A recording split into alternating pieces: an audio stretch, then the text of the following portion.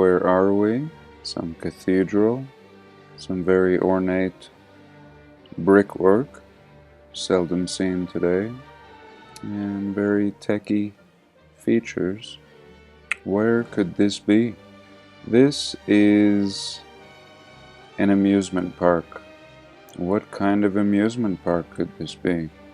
Clearly a repurposed building, but where? This building is in Japan, and this is Disney World in Japan. The Tower of Terror at Disney Sea. So here we go. In Tokyo, Japan, the Tower of Terror. Really seeming like the Tower of Tartaria, but not the point of this video. Welcome. Today I wanted to talk about the railways. In the last video we had a look at the beautiful hotel in Quebec, Canada, and truly adding some new depth to the idea of constructing these rail systems all across North America in this early time period of the 1800s. And I've had comments and people said their grandfathers had worked on the rails. People have worked on the rails.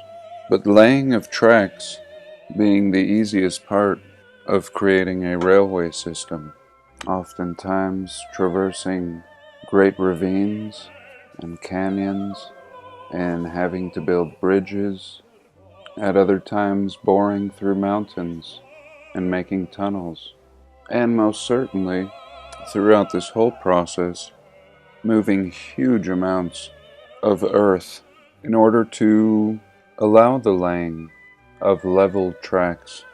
And again, tracks aside, this alone and the idea that this much dirt could be moved with horse, oxen, and wagon is completely absurd. Very similar to dredging out many of these canals. Laying of the rails is very similar.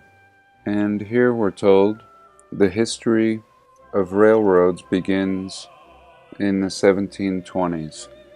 A railroad was reportedly used in the construction of the French fortress in Nova Scotia. Railroads played a large role in the development of the United States around 1810 to 1850.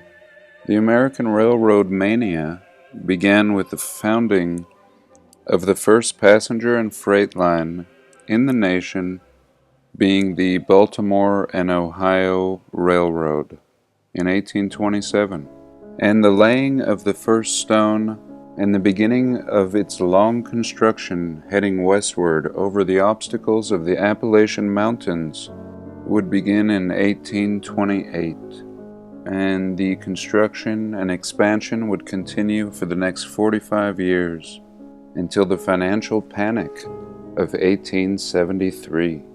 Followed by a major economic depression, many companies went bankrupt and growth was halted.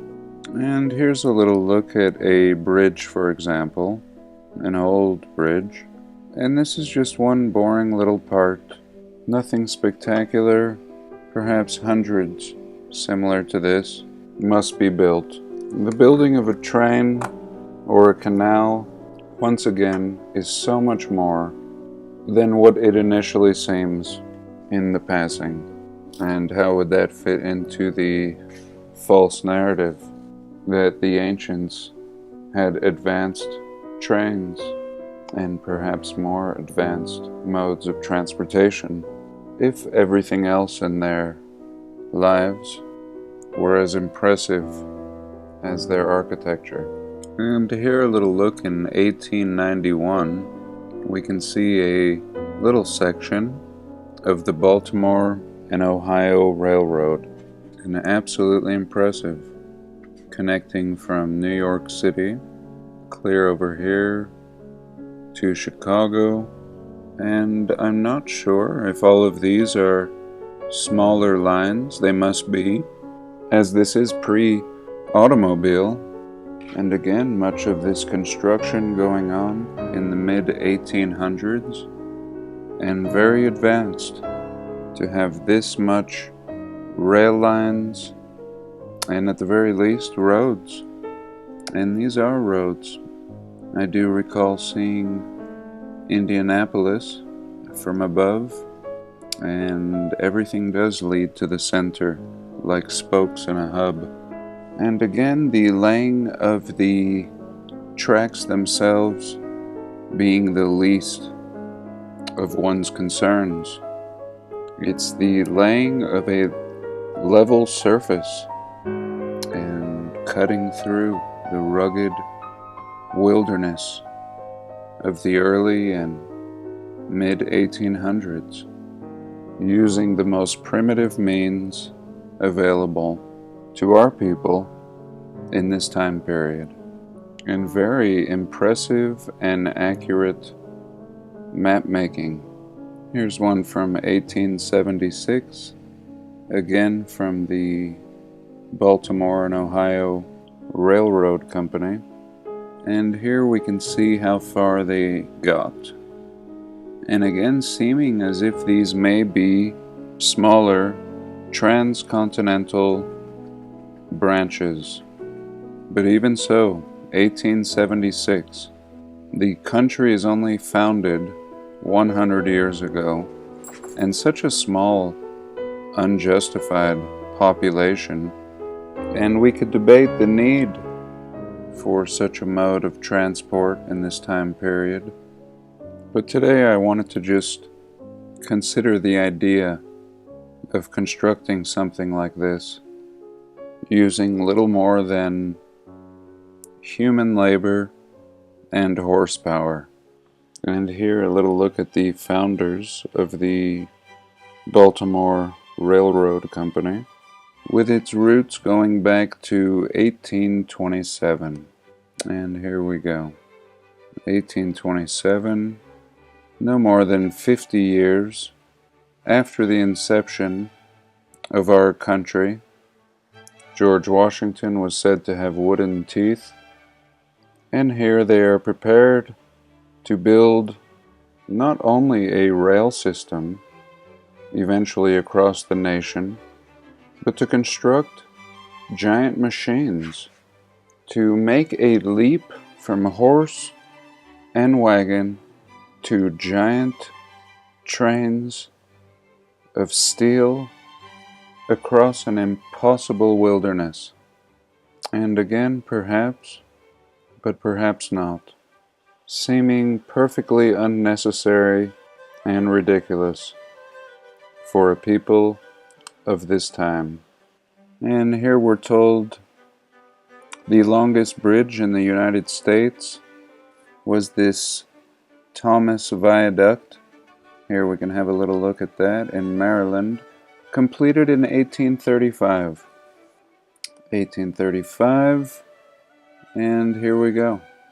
Again, just to illustrate the point that the easiest part of constructing a rail system is the laying of the tracks themselves. This is absolutely over the top. 5 miles of this, coring stone, skilled masonry, and amazing engineering to have this baby run nice and level across this absolutely uneven terrain in the grandeur of 1835. Very impressive. And here real quick, while all this is going on, they're building underground subway stations. And again, who cares about the tracks? Look at everything that is going on. Before we can even get to the tracks, we're digging massive holes, somehow structurally supporting the earth until you can come back and lay this amazing brickwork and pouring who knows how many yards of infinite concrete, and absolutely mind-blowing. In 1906, built underneath a city hall, Very remarkable. And here I was prompted by Peter Gibbons to check out this Napa State Hospital. It is said to have opened in 1875. No need to construct. Zero mention about any sort of construction. In the history, we're told the building was known as the Castle, an ornate and imposing building constructed with bricks. And the Insane Asylum in Napa, California, known for its fine wine. Who would have known there was such a need for a psychiatric hospital of this splendor in 1875 out in the hills of California? And I thank you for this fascinating share. And the hospital seems to be a repeated theme of designation for a castle-like structure.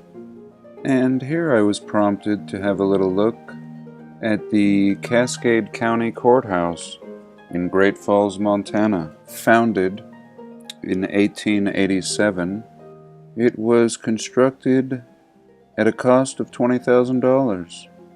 And let's see what $20,000 can buy. Here we go.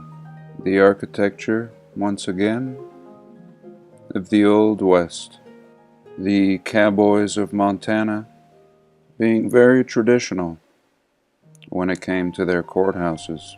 Oh, and forgive me, it looks like this courthouse was built in 1901 to 1903. 2 years. Stone was quarried 6 miles away. A stone dome had been planned, but a copper dome was built instead.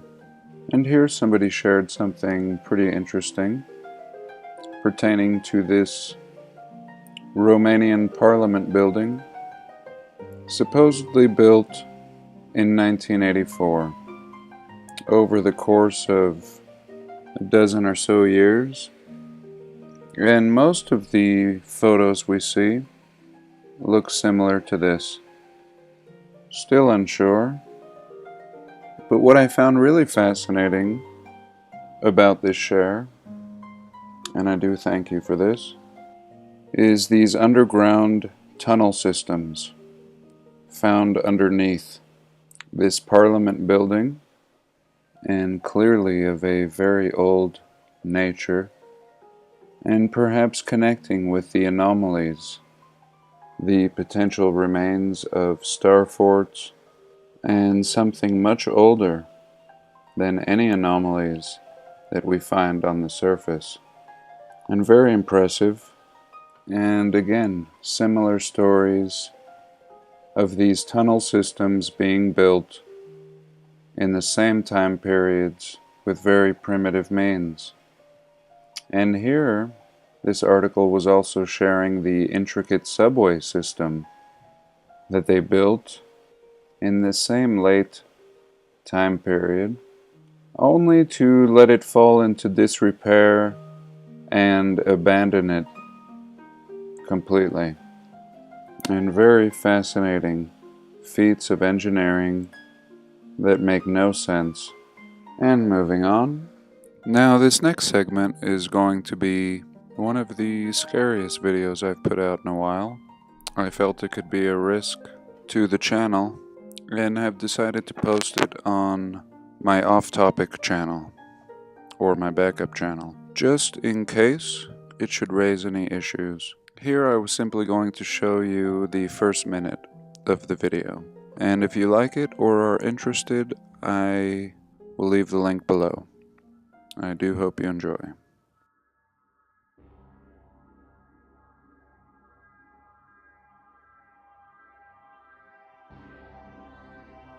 And in this little segment, I wanted to share my joy and excitement.